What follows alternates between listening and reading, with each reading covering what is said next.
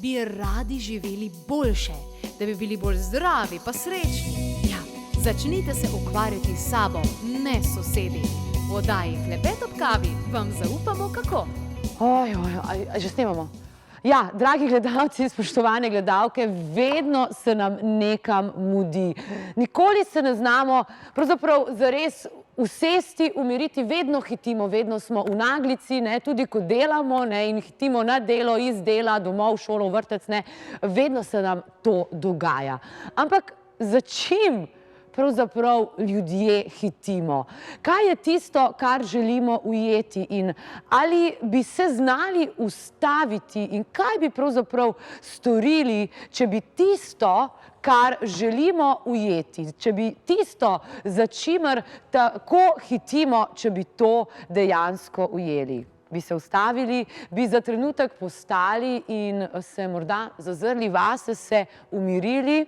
Ja, vse to se bom danes v Klepetu ob kavi pogovarjala z gospodom Petrom Amaletijem, ki je pisatelj, prevajalec, založnik in pa urednik in ga v tem trenutku prav lepo pozdravljam v svoji družbi. Dober dan.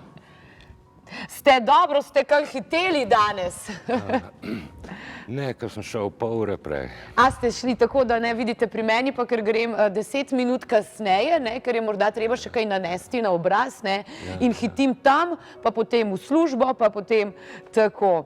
Ampak za čim, da vas kar takoj vprašam, za čim ljudje tako zelo hitimo? Kaj je tisto, kar nas žene in nas čaka? Bi rekel, vprašanje je zelo nasplošno, ker vsak človek je drugačen, vsak ima druge svoje razloge in tako naprej. Zdaj, načelno, pa če lahko na to odgovorim, bi rekel, da nasplošno je zamujanje oziroma hitenje posledica neorganiziranosti. Za človek ignorira čas, dokler mu ga ne začne manjkati, v tem smislu. Zato ljudem ne manjka samo čas, ampak jim pa še tudi kaj drugega tudi manjka. To je v kompleksu. Čeprav rečejo tudi, so ljudje, ki imajo denar in so ljudje, ki imajo čas. Ampak to niso isti ljudje, Absolutno, točno tako, to ste pa zelo dobro rekli. Ja, se mi zdi, da preveč je tega, premalo se znamo organizirati. Jaz vem, da vsaj pri meni je to velikokrat ključni pomen in kar čakam in odlašam.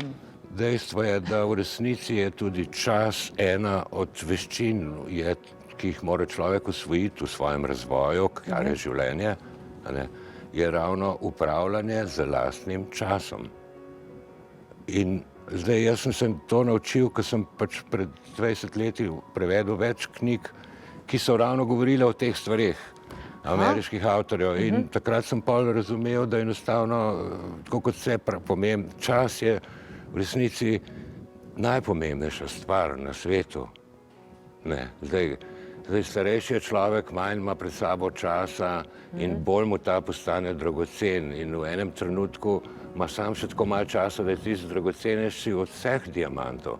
In zdaj človek bi moral pa že takrat, ko še misli, da ima nek čas pred sabo, ga že obravnavati, kot da je čas diamanta, v tem smislu.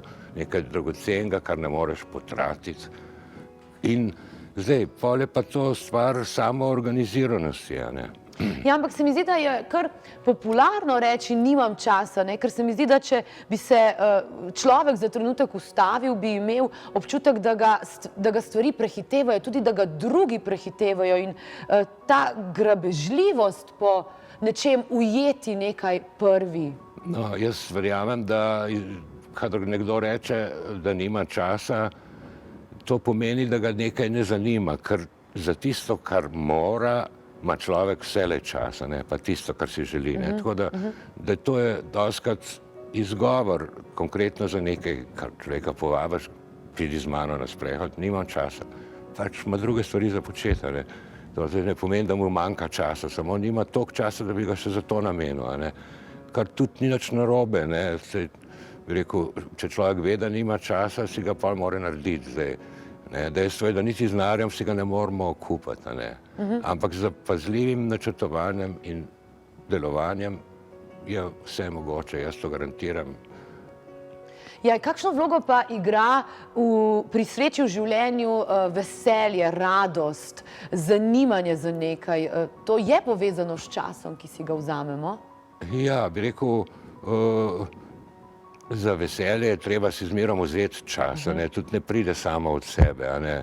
Res je, da jaz pravim, da zdrav človek se zjutraj zbudi že radosten, tista joie de vivre, življenjska. Radost do življenja. Če si zdrav in tako, in če te glih ne čaka nekaj usodnega čez par ur. Tako da v tem smislu moramo tudi ljubiti čas, v tem smislu, ker jaz sicer svetujem, da si iz časa naredimo zaveznika, da ne tekmujemo s časom, ker bomo zmerom izgubili, ne, da si ga naredimo zaveznika. Zaveznik pa postane čas takoj, ko ima človek načrte. Se pravi, spet smo pri načrtovanju. Brez pravega načrtovanja bo človek zmerom zamujal. Gre nekako v krogu, vse skupaj je povezano, organizacija, čas je naš prijatelj, naš sovražnik, naš zaveznik. In da počnemo v tem času, ki nam je dan, stvari, ki jih imamo radi, ki jih jaz vidim tudi, da bi rekel, če zamujamo pa tudi pravočasnost, ker ko človek pravočasen pa pride tudi do nekih sinhronosti, tako da mi ne zamudimo samo tisto, kar smo zamudili, ampak še polno drugih stvari, ki so nas čakale, če bi bili točni, v tem smislu. Tudi, ko rečejo, da za prvi stik je najpomembnejše, da se smehljamo, to, ko ste bi prerekli, za prvi vtis. Ampak prvi vtis, če se bomo smehljali, zato ker smo zamudili 10 minut, ne bo ta pravi vtis, hočem reči. Je čas pomemben, o pravem času? Najpomembnejši, ker so stvari, ki so pravilne, pa če jih o pravem času ne narediš, niso prave, Ampak kaj pa potem to se zgodi, Velikokrat govorimo o tem in jamramo, kako nimamo časa, kako čas hitro beži in kako nam ves čas zmanjkuje časa, potem pa si vzamemo morda med poletnimi počitnicami ali pa zdaj med prazniki, čas za dopust, čas za odmor, nam je pa dolg čas, se pa ne znamo umiriti. Kaj pa dolg čas? No, bi rekel, dolg čas so izumili, je izumila buržoazija v 19. stoletju, ker res niso vedeli, kaj bi delali. Drugače kmetu ni nikoli dolg čas, v tem smislu. Zdaj tudi meni ni nikoli dolg čas in nikoli mi tudi ni bilo dolg čas. Če je človeku dolg čas, bi rekel, pomeni, da ima dovolj časa. In da si ga ne zna pravilno zorganizirati. Tako da bi lahko užival v njemu. Tako da v tem smislu dolg čas je še stalno danes manj navzoč, ker ljudje niti nimajo časa, da bi bilo dolg čas, v tem smislu. Obene so pripeti na medije in ti tudi ne more biti dolg čas, če gledaš zabavno oddajo, Skratka, čas je v resnici naš življenjski kapital in mi ga moramo vlagati tako, da se nam dolgoročno obrestuje. Ne pa, bi rekel, da se zastavljamo konec za koncem, kot se reče. Res pa je, da v nekem smislu večina ljudi danes hodi po svetu, je zakreditiranih in tam so obresti in pa čim gre za denar, za obresti, se spet začne muditi, in imaš pa še to, da se človeku mudi, da se bo ti zgodilo. Tako da v tem smislu čas je pomembnejši, kot si mislimo. Ja, o času bova nadaljevala takoj potem, ko si boste vi, dragi gledalci, spoštovane gledalke, lahko pogledali dogodke, ki sledijo. Vabljeni na poseben vikend za dušo, tokrat v Tolminu na posebni energijski točki, kjer bomo med drugim pili tudi grofovo vodo, ki velja za nekaj posebnega. Slišal za kakšen dober izvir, sem šel premeriti, in tako močen ga nisem dobil. Je pa to tolminski grof tudi vedel, zato smo mu morali nositi tisto vodo na grad, da je on imel za piti. Se pravi, da tista voda je res izredna in izredno dvigne tudi naš energijski nivo takrat, ko jo popijemo. Na januarskem vikendu za dušo pa tokrat tehnike in metode za zdrav življenjski slog, ki jih lahko vnesete v vsakdanje življenje za zdravo leto 2019. Kajti najbolj pomembno je tisto, kar počnete vsak dan, zato sprejmite zdrave odločitve vsak dan. Vikend za dušo v Tolminu bo potekal od 25.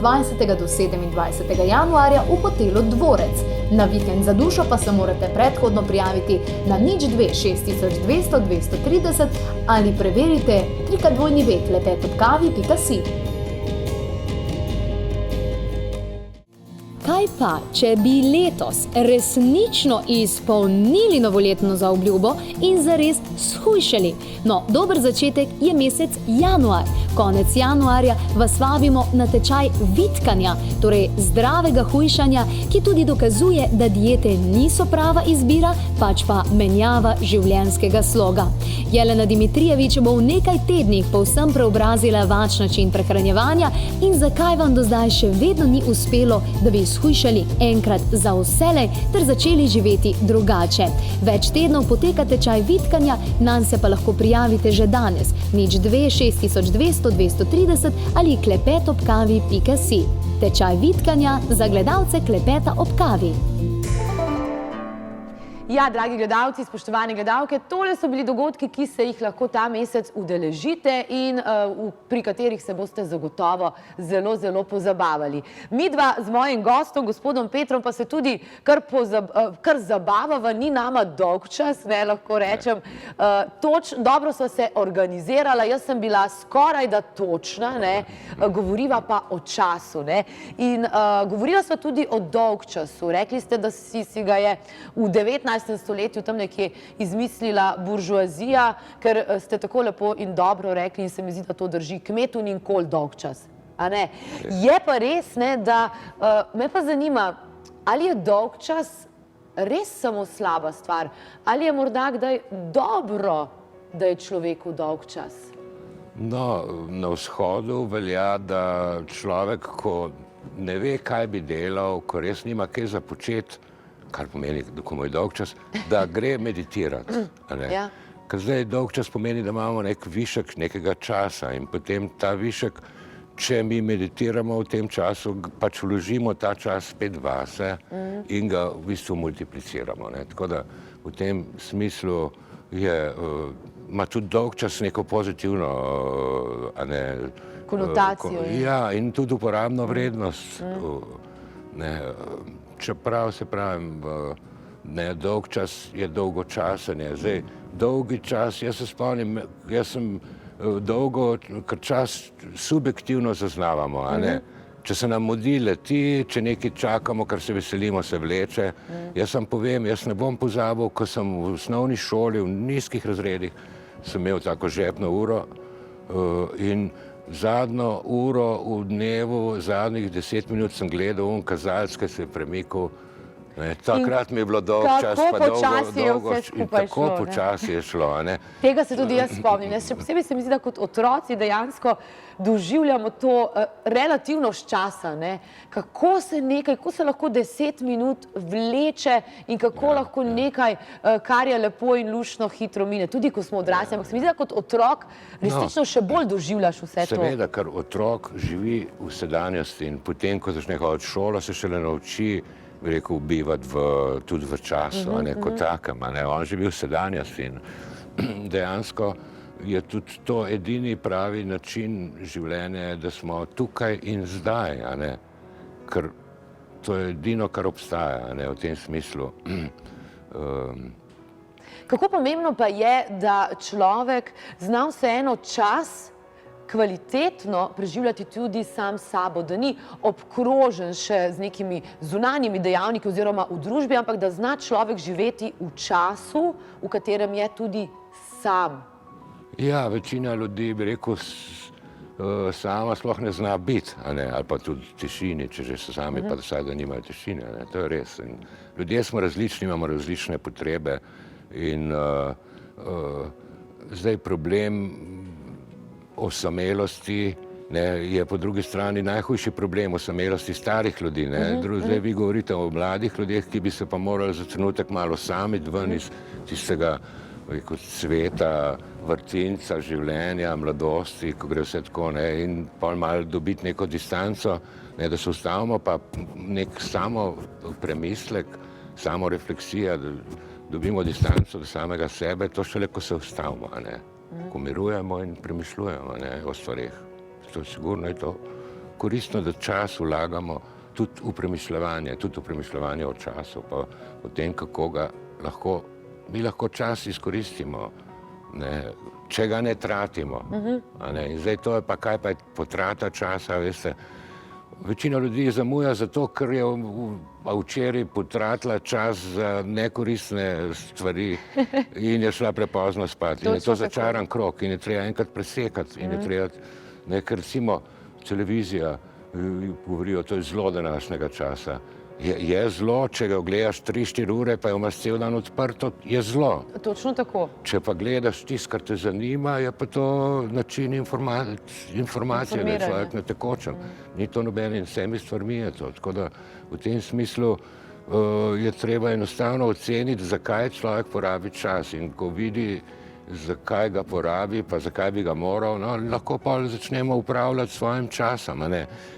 Jaz sicer pa mislim, da kakor se mora človek znati osamiti in biti sam in biti rad v svoji družbi sam, pa po drugi strani si moramo čim več časa tudi vzeti za to, da smo svojimi bližnjimi. A veste, to je pa drug vidik, ne, ker spet v tej sodobni družbi, v družbi, bi rekel, v družini ni več tistega skupnega sobitja, ker je tudi tista televizija, pa vsi imajo pa še druge gadgetse, druge značine, druge računalnike. Obenem sočustvovanje že gospodinje že na televiziji naredijo in niti jim zmanjka pol čustva že za človeka, ki je blizu tam, in zraven, ki je tam. Tako da čas, ki ga mi vložimo v druge ljudi, je dragocen enako, kot če ga vase. Vi pa izkoristil, ker sem se glih spomnil, ne, da najhujša potrata časa je pa prepir, a ne, če se mi z nekom prepiramo, mislim. Ker to je potrata še kaj drugega, ne samo časa, ampak v tem smislu, a ne. Začela sem s hitenjem, ne, pa vas bom zdaj zelo po žensko vprašala za vaše moško mnenje. Kaj pa mislite, kako hitenje in ves ta stres, ki ga to hitenje in praktično v resnici neorganiziranost pravilna našega časa, kako pa to vpliva na videz in staranje? Ja, bi rekel, dejstvo je, da so vsi ljudje nenaspani zaradi tega ritma in zaradi te naglice in te tekme in preživetja in tako in skrbi.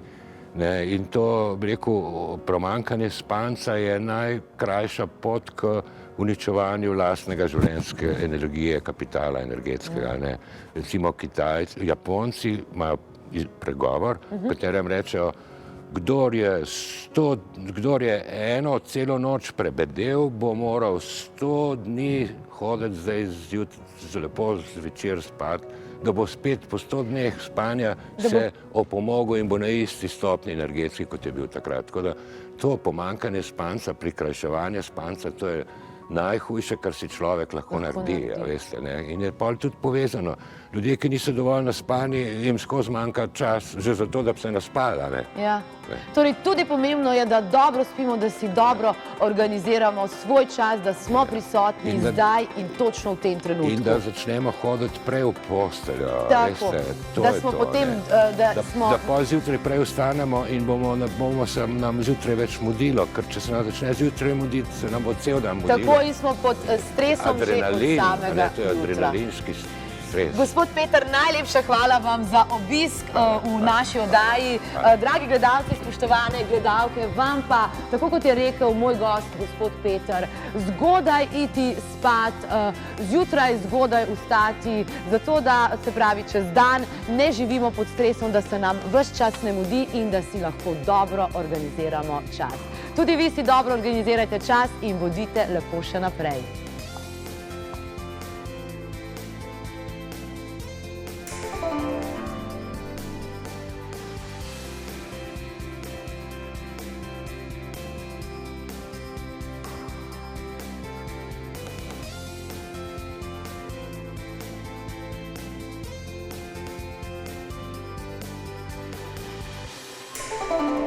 ker oni, ki niso naredili nekih karmičnih stvari za nazaj, ki niso zaprli zadnjih enih prejšnjih vrat, ne morejo zdaj kar nova odprt, ko bo prepih.